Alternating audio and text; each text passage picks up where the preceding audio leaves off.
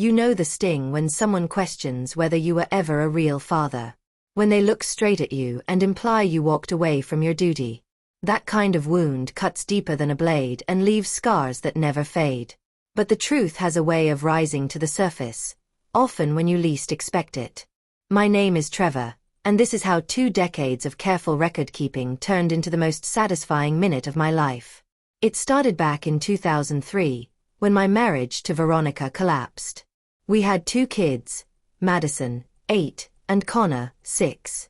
The divorce was messy, like most are, but I thought we'd at least manage civility for the children's sake. I couldn't have been more wrong. The agreement gave Veronica primary custody, while I had the kids every other weekend and alternating holidays.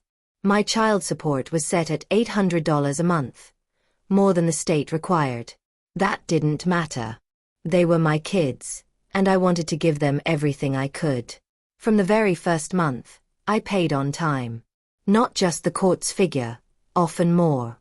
When Madison needed braces, I paid half without hesitation. When Connor joined hockey, I bought all the gear. School supplies, birthdays, medical bills, I never turned away. Financially and emotionally, I was always present. But Veronica's family saw me differently. Her mother, Patricia, and her brother, Kyle, decided early on that I was the villain. They whispered at school events, told anyone who'd listen that I was unreliable, that I only showed up when it suited me. The worst part. My kids eventually absorbed some of those lies. One weekend when Madison was 12, she looked at me across the kitchen table and asked, "Dad, Mom says you don't help with money." My stomach dropped. I pulled out my bank statements and laid them in front of her. "Look, sweetheart. $800 every single month. Sometimes more." She nodded, but I could tell the doubt had already taken root. The years rolled by, and the story about me being unreliable only grew. Veronica remarried a man named Brian. He was decent enough, but Patricia and Kyle treated him like the father my kids never had. At Connor's high school graduation, Kyle even stood up at dinner and publicly thanked Brian for being the dad Connor deserved. I sat there, stunned, while my son shifted uncomfortably but said nothing. The final blow came last year. Connor was marrying his college sweetheart, Lisa. I was thrilled to be part of it, until 3 weeks before the wedding, when Veronica called. "Trevor, about the wedding expenses. Brian and I have covered most of it, but we feel you should give more. You haven't exactly done much over the years." Her words knocked the breath out of me. "What do you mean? I've never missed a payment. Not once. Plus all the extras." "That's not how anyone else remembers it," she said flatly. "Patricia swears you missed years. Kyle says he had to step in more than once. And if you can't contribute more now, maybe Brian should walk Connor down the aisle instead of you." My own son's wedding, and they wanted to replace me. I tried calling Connor directly, but he was conflicted. "Dad, I don't know what to believe. Everyone says something different about the money. Maybe it's better to keep things simple." Simple. My heart shattered. That night, I pulled out my files. I'm an accountant by trade, and if accountants are known for anything, it's records. I had everything: bank statements, receipts, cancelled checks, money orders. 20 years of proof. As I spread them across my desk, something became clear. I hadn't just paid $800 a month. On average, I'd been giving closer to $1,200. Over 20 years, with all the extras, I'd contributed more than $300,000. And they had the nerve to call me a deadbeat. But it got worse. Looking closer, I realized some months I'd paid twice, once through automatic transfer, and again by hand when Veronica claimed she never got the first payment. 17 months of double payments. She'd pocketed both. The next morning, I called my old divorce lawyer, Jim Rodriguez. "Jim, I think I've uncovered something ugly with the child support."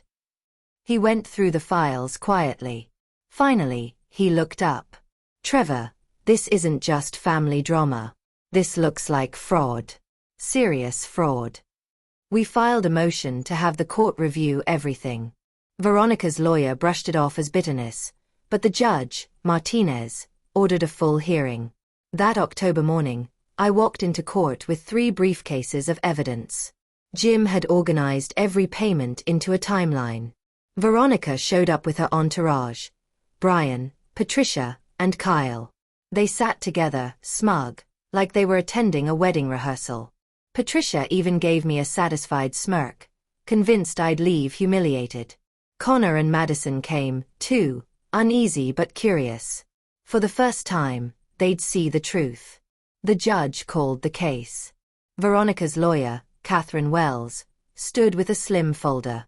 "Your Honor, Mr. Bennett is trying to rewrite history. Our records show many missed payments, especially from 2008 to 2012 when his business struggled. Mrs. Bennett's family had to step in to cover for him."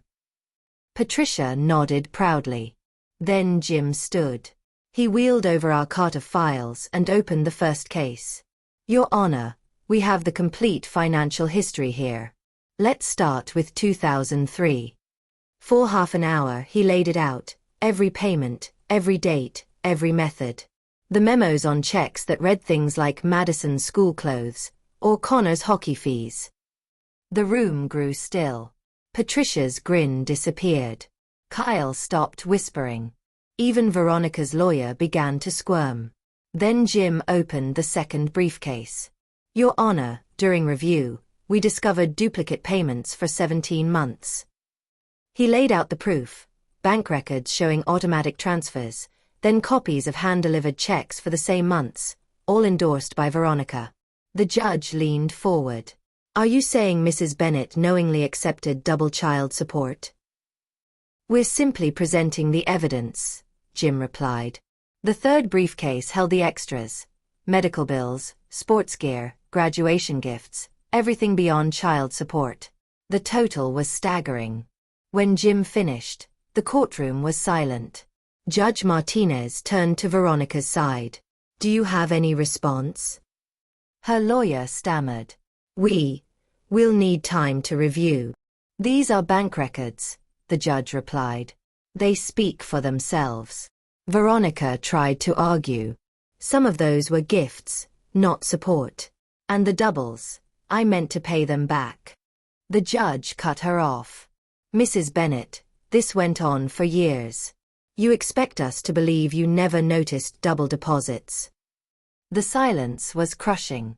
Kyle blurted out in protest, but the judge warned him to sit down or leave.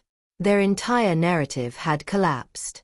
After reviewing the evidence, Judge Martinez delivered his decision. "Mr. Bennett has not only fulfilled his obligations but greatly exceeded them. Duplicate payments appear to have been knowingly retained. Mrs. Bennett is ordered to repay nearly $30,000 with interest. Additionally, records show Mr. Bennett has overpaid by roughly $80,000. Money aside, what mattered was the vindication. As we left, Connor came to me with tears streaming down his face. "Dad, I'm sorry. I should have trusted you." Madison cried too. "We believed them. We thought you didn't care." The wedding went on, and yes, I walked my son down the aisle. Patricia and Kyle could barely look at me. Brian, to his credit, pulled me aside. "I'm sorry. I didn't know the truth." Veronica never apologized. But she stopped hosting those family gatherings where she'd tear me down. The truth had silenced her better than anything else could. Months later, Connor called. "Dad, how did you even keep records like that for 20 years? I laughed. "When someone questions your integrity as a father, you keep receipts. Every last one. The real lesson isn't just about documentation, though it saved me. It's about patience. Lies can live for years, even decades, but truth doesn't vanish. It waits. And when it finally comes out, it crushes every falsehood in its path." 20 years of being branded a deadbeat ended in 60 seconds of undeniable proof. I still keep those briefcases in my office. Not because I need them, but as a reminder: reputations can be questioned, but evidence doesn't lie.